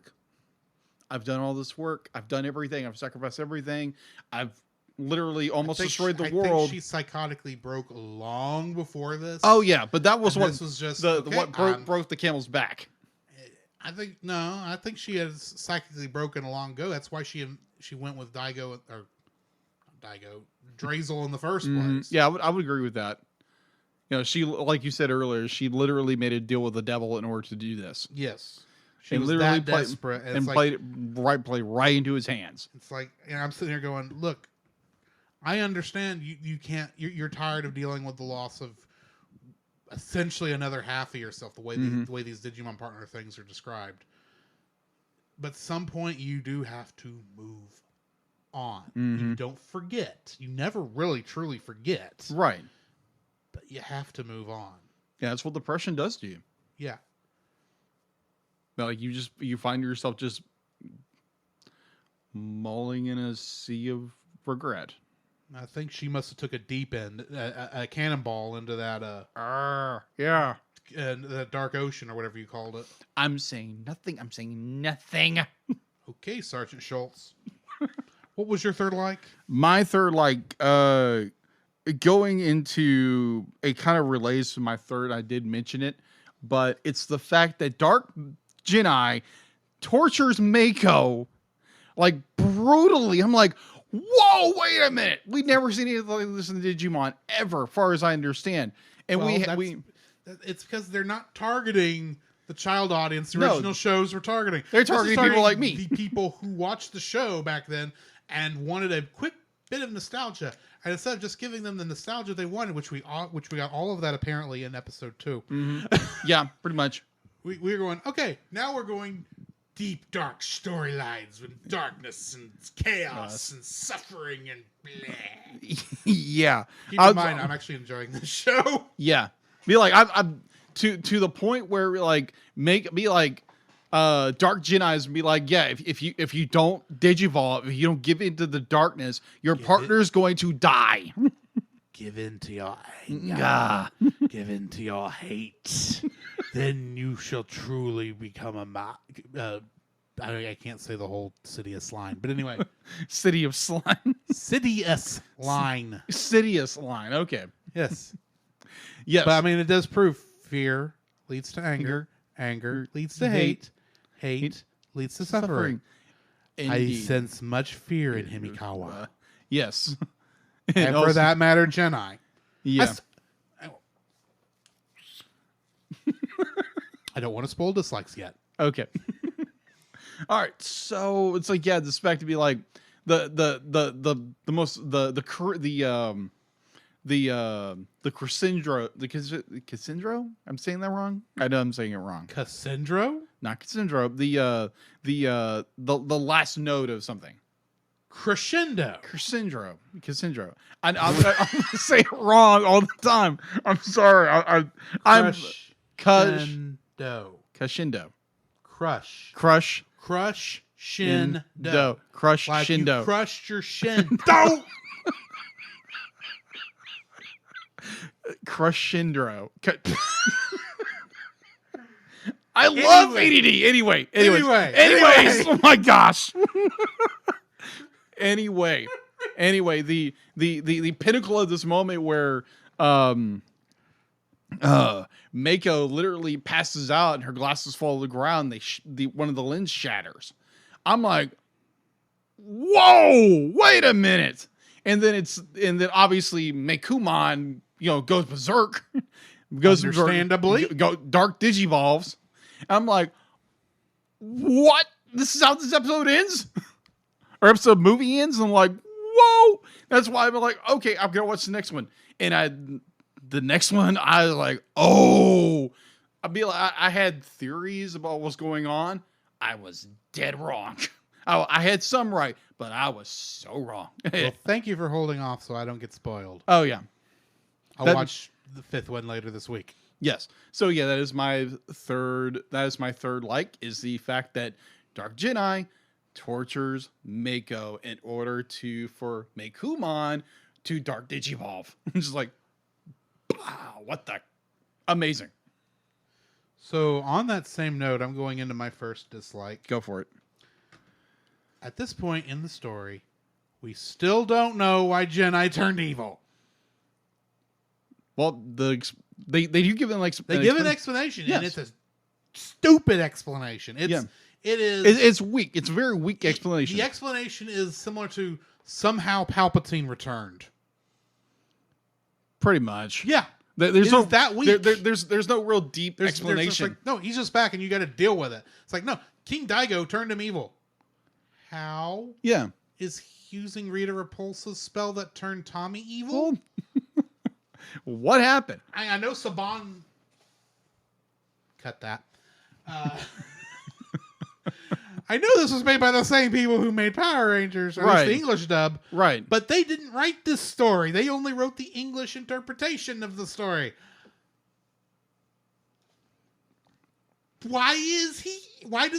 What's going on? Now, admittedly, 2 more movies, explanation could happen. I'm sure there's a reason Jedi went evil. Yeah. That's much better than Daigo turned him evil. I'm sure Daigo Drazel. Sorry, not Daigo. He's the tie of the old Digidestined group, I'm convinced. But Drazel turned him evil. Why? We don't know. We'll find out maybe. Maybe not. Maybe. It may not be important to find out. Because as far as I know, Drazel didn't exist before this movie. No hints that he existed before this movie either, from what I can tell. At least not in Tri, which is, at least if they just started hinting at it in Tri, I could follow it. But it's just like, no. They just go and say, as long as you don't mind working with King Drazel. Who's King Drazel? Who is this character? Why did this happen? Why and how did he turn Jedi, from what I understand, like the Zordon of the original 2 seasons? Mm-hmm. How did he turn him evil? That would be interesting. A dark Zordon. I'm pretty sure they did the comic at some point. I'm sure. But still, I'm sitting there going, how does this make sense? There's still a part of me that's going, this isn't the real Jedi. Yeah. I have no idea if that's true.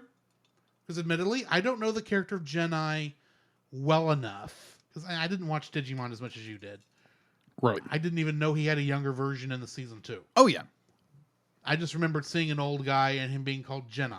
That's all I remember. Riding on top of a chibi machine Dramon. Mm-hmm. That's all I remember. Yeah. So I'm going, okay, I don't know who you are, but you're obviously evil, and I really don't like you right now. And I remembered you being a good guy before, so it's like, are you even the actual Jedi that's been turned evil, or are you like you were when you were, is this just another form for your true form? Like the Digimon Emperor was? I don't know. We'll see. But yeah, my first dislike is that we still 4 episodes and Dark Jedi still has no explanation. Real explanation. No real explanation. I'm not saying you need one right now. Yeah. But don't give me something as stupid as somehow King Drazel turned him evil. Especially since you just introduced the term King Drazel this movie.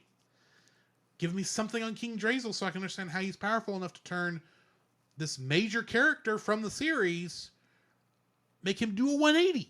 Uh-huh. I need that explanation, and you just kind of cram that in here. I know that the other movies probably could not focus on that, but just, plant seeds sooner. Yeah, an unexplained, unexpected heel turn with no explanation. Yes. But I recognize we're still in that shock and awe thing, and we'll get to explanations later.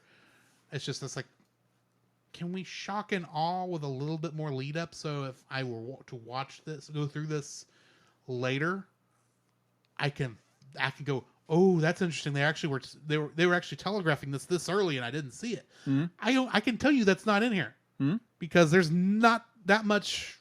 Like, there's no hint that they're even talking about this sort of thing. But anyway, yeah, your first dislike. Okay, so this is more a how. It's kind of your same way of how did King Drazel, corrupt Jedi to become Dark Jedi. How did Meku get to the digital world? Be like, she fell through the distortion. Maybe. And so be like, okay, we get the scene where Sora is following Beomon into the desert. It's like, okay, you're following her in the desert. You know how this ends. You see, I've been through the desert on a horse with no name. I'm going to walk down the train tracks despite the fact the train's coming. Oh my gosh, that scene. And the humans should have known better. I understand the Digimon not understanding. Yeah. But I'm just sitting there going, it's a train. Move your butt. I'm just sitting there going, guys, you're in Train Dramon's way. Move. Minus it wasn't it wasn't Locomon. I didn't say it was Locomon. I said it was Train Dramon.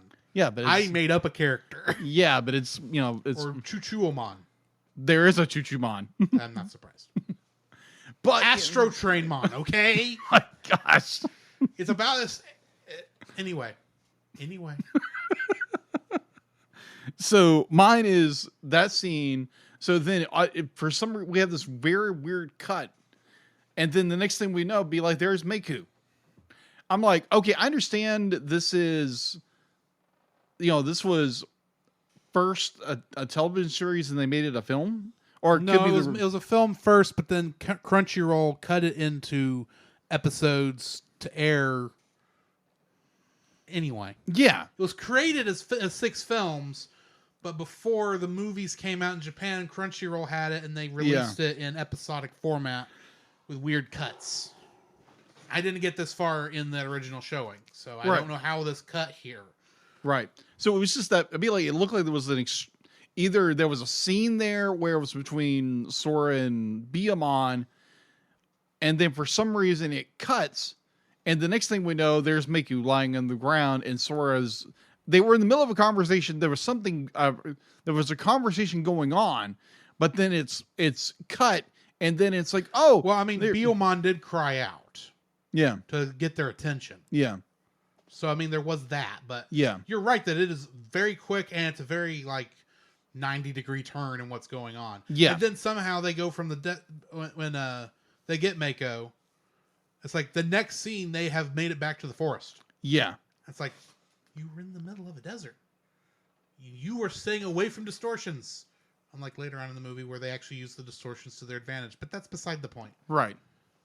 So, yeah, just the very odd cut. And it was like, okay, it's a little bit weird. And it's like, okay, how did Meku get there? Be like, obviously, it could be a distortion. Yeah, I think one character does say it was through distortion. But it's like, okay, but there was no distortion around her the last time we saw her.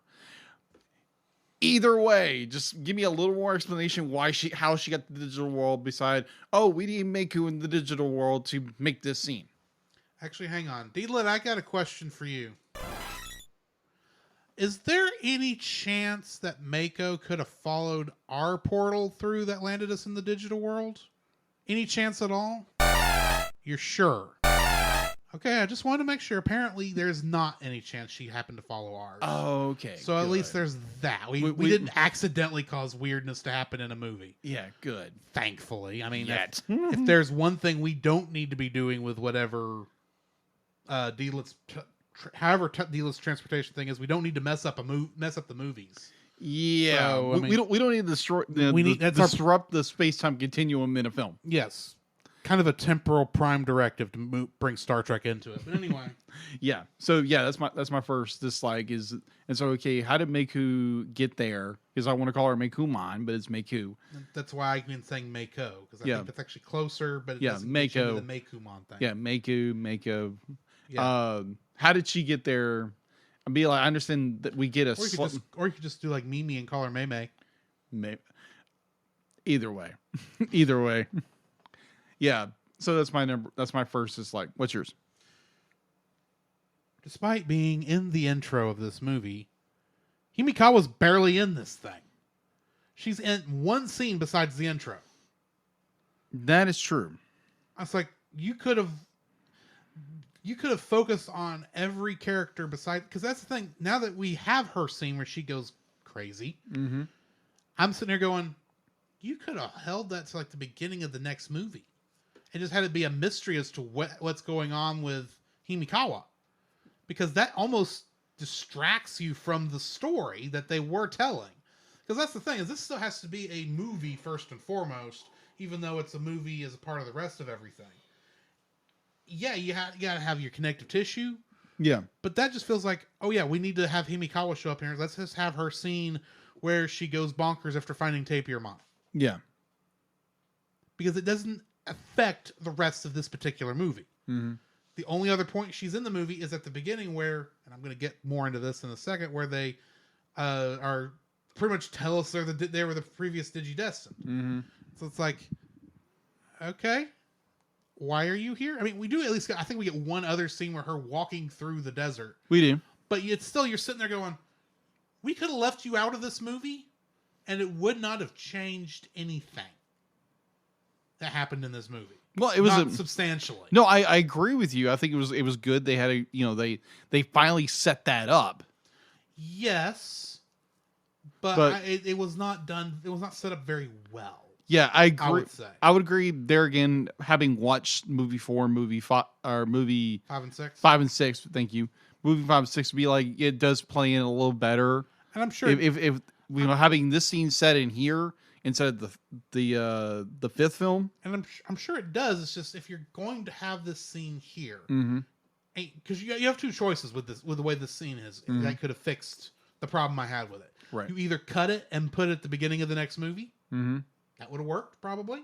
Not that I know how the beginning of the next movie starts. You could have had it as an after credit scene. Right. So there's actually 3 ways. Or what I would actually prefer, you actually put more of her in the story as a secondary plot. And admittedly, there's probably not much for her to do other than walk through the desert, but she could run into other Digimon and she could talk, says, hey, I'm looking for Tapirmon. Have you seen him? And they can say, well, I think he's over that way, or I think he's over that way. Because honestly, I have no idea how she even knew where Tapirmon was. Yeah. I mean, she just wandered the digital world to find him. Admittedly, that's what the Digidestined plan was. If they didn't happen to run into all their Digimon at the same time in the same place, that happened to be 5 feet away from where their portal landed them. But Himikawa had to go pretty much all across that entire island. And she had no idea where to go otherwise. I mean, she may have had some idea because obviously she talked to Dark Jedi at the end of the last episode. But she didn't. I mean, and so maybe he could have said, yeah, I think Tapirmon's overall, I'm sure they had names for all the stuff that I don't know the names of. So it's over in this area. And she says, okay. And she started going that direction. But at the same time, it's like, okay, yeah, that's where he was like 24 hours ago before she got there. There's no guarantee he's going to be still in that same flower bed in that hilltop. Right. I mean, I assume they move around sometimes. And not all the time, because obviously Elecmon was still in preschool land. But they could have just had her actually have a search, even if it didn't go anywhere. So you're like, so in some way, you're actually hoping that she finds Tapirmon. Mm-hmm. So that when she has that turn, it has a better impact. Not to say it didn't have a good impact. It could have had a more forceful impact than the one we got. Yeah. A better impact, I guess, is what I'm going for. So yeah, I wish we'd gotten more. She'd gotten more of a story in here, because obviously she's one of our main villains, and all she got in this movie was a bit of narration as homeostasis talking through her, with a lot of weird mumbo jumbo I didn't quite follow, admittedly.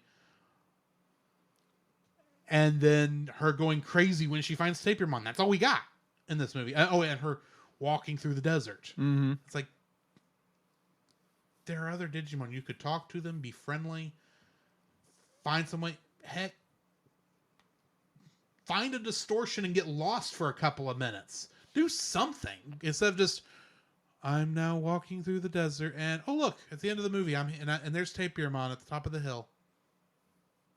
Conveniently. Convenience. That's my second dislike. I gotcha. What's yours? My second would be there again. This movie has a little bit of problem because the first movie Reunion, the animation is solid. We're talking like action, the whole bit, great. And as the movies have progressed, from 3, 2, 3, 4, You now kind of get the feeling they're slowly running out of budget. yeah, because the animation has dropped a little bit.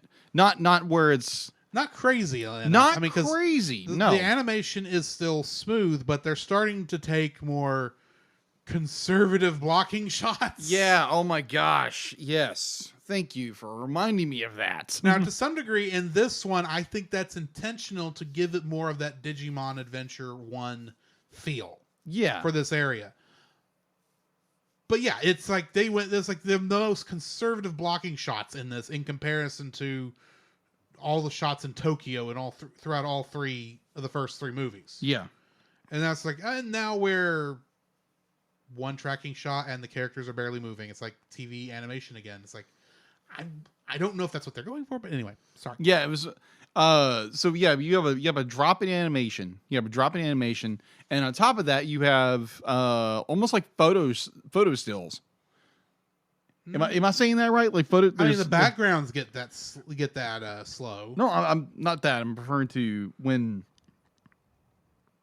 I might be confusing it with another film, but there's this gap of scene where characters are talking and there's no character movement, there's no lip flap, no nothing. It's just static shots of for 2 minutes, like a minute and a half of just going from one scene to another.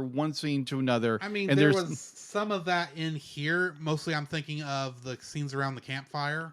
Yeah. And when Ty and Matt just show up on Sora's log there, and they're trying to get her to open up about what. Yeah, about I would agree. They don't understand the painfully obvious problem that she's going through. Right.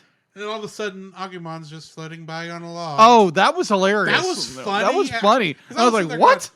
I was streaming a fish. Like, that's the most non sequitur move this could have pulled, and it worked. It did work. I was still sitting there going, because actually there was a part of me going, is this the same Agumon?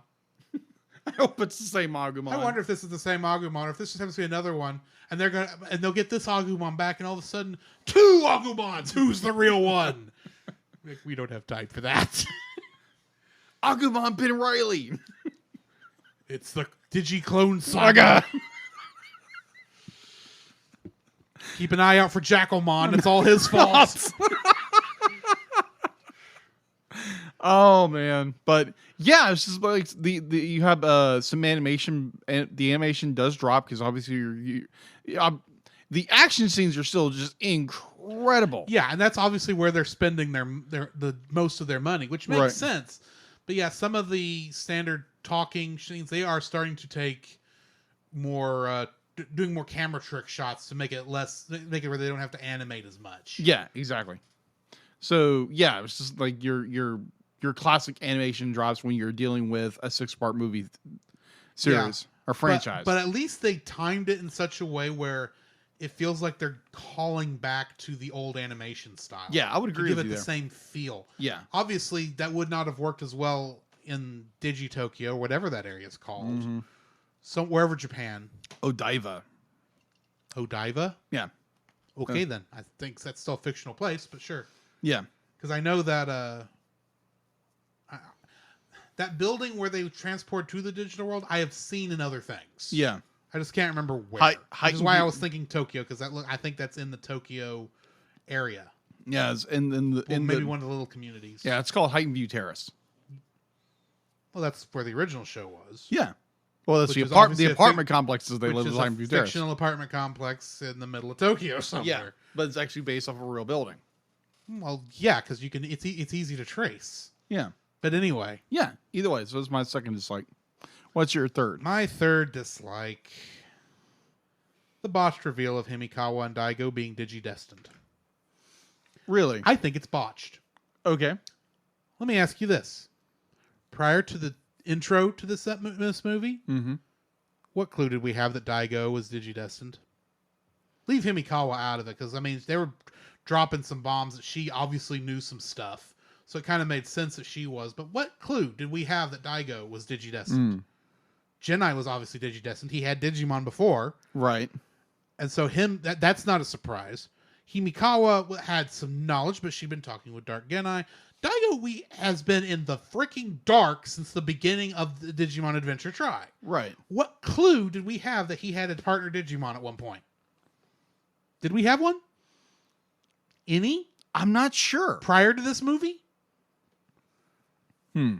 Our reveal, as far as I can tell, that Himikawa and Daigo had partner Digimon is in the first couple minutes of this movie, where they show them fighting what I'm assuming is actually our main villain and doing whatever it is that caused their Digimon to have to revert to eggs, but couldn't hatch from those egg states for whatever reason, which is why she wanted to do the reboot in the first place. Yeah. I'm assuming that that's what that is, but it's like there was never I think still the character, our main Digidestined, don't know that Daigo and Himikawa have Digimon partners. No, we shouldn't know till they know, in my opinion, because it doesn't work that way. They revealed it to us entirely too soon, in my opinion. You could have had the thing with Hackmon, talking to Daigo, and saying all this stuff, because he kind of, you can use that to start planting the seeds, because they even kind of having Hackmon talking about it and bringing up the fact that because he does bring up the fact that they were digidestined. Yeah, he does. If you had that be the introduction to where you're going, oh, because it doesn't give away a whole lot, right? In that. And then you're dealing with, of course, like I said, Himikawa going through the desert looking for Topiarmon. Yeah.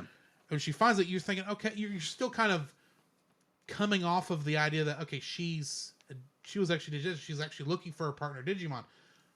The problem with the intro with all that is that it pretty much tells you, oh, by the way, here is her and Daigo's entire main backstory that we planned out for this movie. For this 6 movie set. with no setup. With no setup. Well, there's not, you don't even get a musical. Now, granted, the animation in that part where they make it look like an old film, spot on. Yeah, enjoyed that, and I like the part where you get that little bit of a surprise where she gets the homeostasis eyes that Kari had last movie. It's like, oh, okay, that's how she knew who homeostasis was. But the entire time, they just show you all this stuff, and she starts talking the weird gibberish as homeostasis, and it's like you can tell it's like, okay, this is so the entire reason any of this is happening is because they're digidestined. Y'all could have drawn that out a little bit better. And that's like I said, I want stuff. I know it sounds like, because I know in the first part I was like, oh, they're not telling us anything. The shady government organization is not telling us Right. stuff. It's not that they weren't telling us stuff. Right. It's that they were giving no hint as to where things were going. Yeah. So they weren't planting. It was obviously were important, but they weren't planting seeds on why these two characters were important. And almost all Himikawa, at least she had some story going up to this point. Daigo was a plot device until this movie.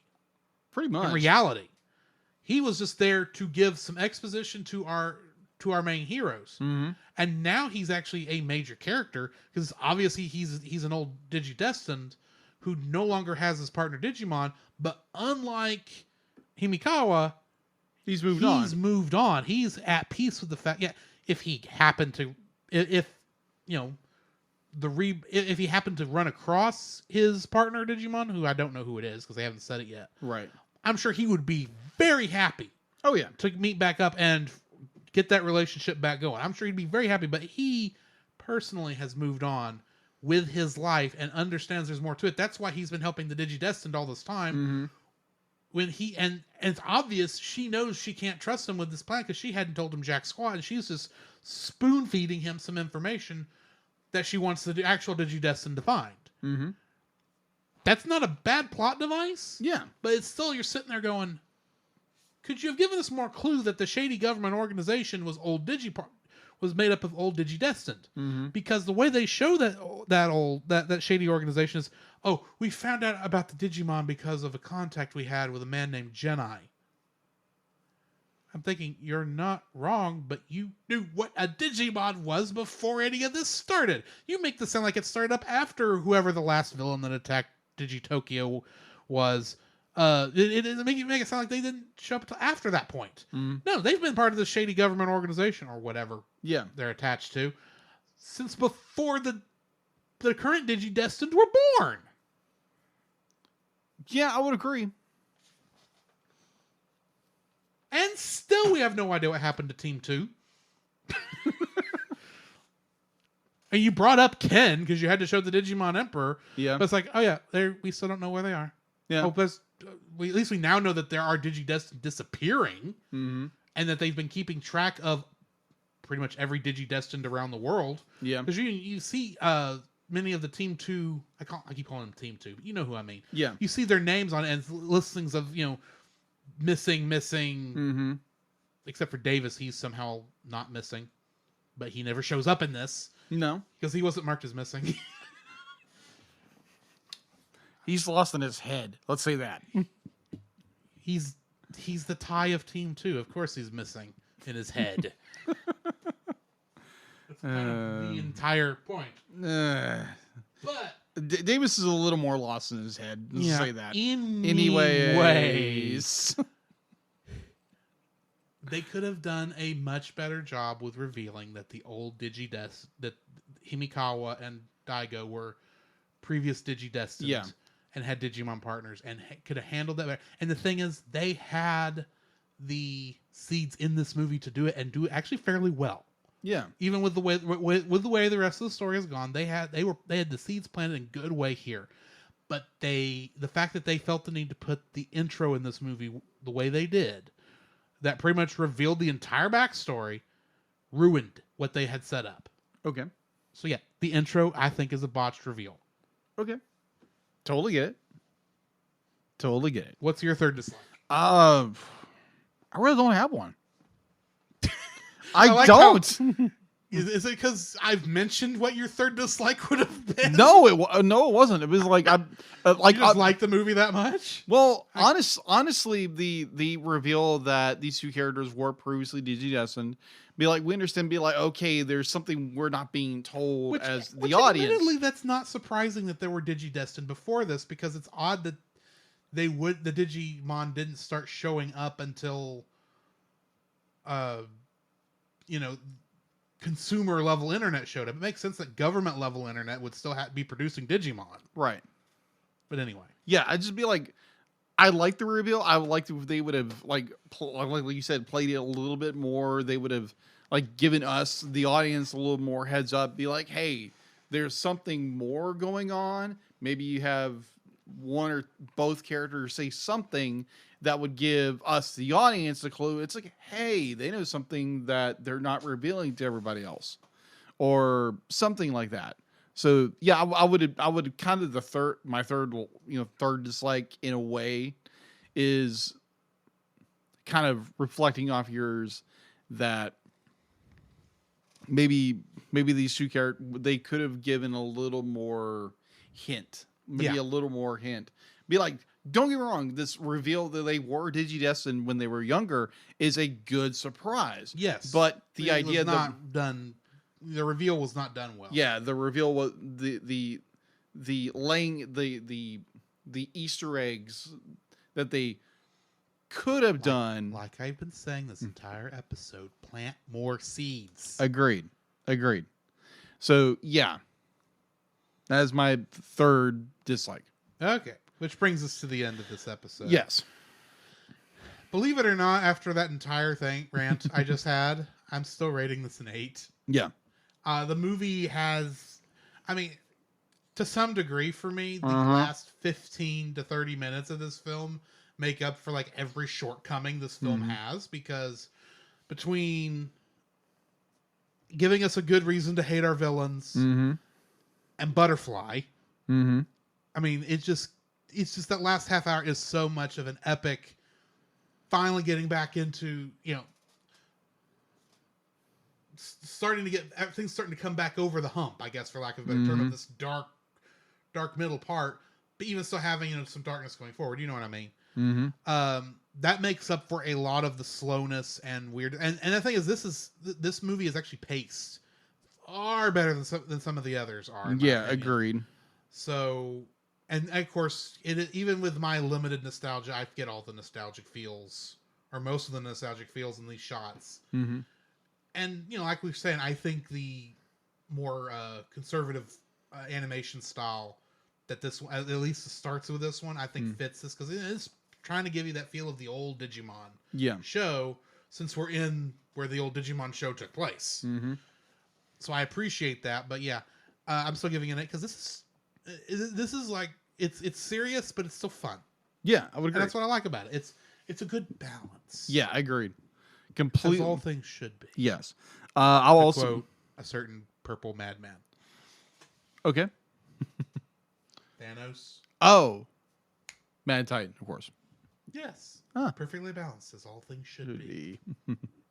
Yeah, I would completely agree. I'm giving it an 8. It's there's the nostalgia of it, giving you what the fudge is going on here, character reveals, and it's like, oh, okay, this didn't turn out the way I thought it would.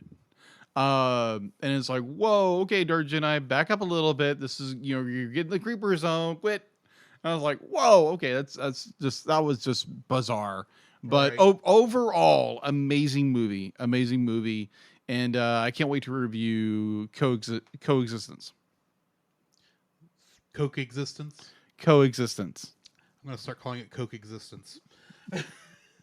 You would. Yeah. That brings us to the end of another episode, which, like we were saying, our next episode is Digimon Adventure Tri Part 5, Coexistence. I'll say it right this time. Which brings us to the trivia for next week's episode. While Shout Factory handled the localization for Digimon Adventure Tri, all 6 parts, of course, they are not the original localizers of Digimon. And most of the decisions that we're comfortable with are from this old company, this other company. What is the name of the original localization company that localized Digimon? I know what it is. And I nearly gave it away earlier. You nearly did. So, I'll be posting that question in the morning. So, I'll sometime tomorrow morning on Wednesday morning, I guess I should say. Go ahead and answer it there. In the meantime, do we have anything else before we close this out? No, I'm good. All right. So, join us next time. And this has been Drew. This is Jacob. And we will catch you in the next frame. Come, Jacob. We must prepare for next week. Prepare for what, Drew? The same thing we do every week, Jacob. Record a podcast. Oh, boy. So where can they find you, Jacob? You can find me on Facebook at Jacob B. Heron, also on Facebook at Jacob's Daily Art Corner, where I try to draw each and every day. I don't get to it as often as I like, but join me there. Also, you can find me on Instagram at Jacob B. Heron, on Twitter at Jacob Heron, and Letterboxd at Jacob Heron. So where can they find you, Drew?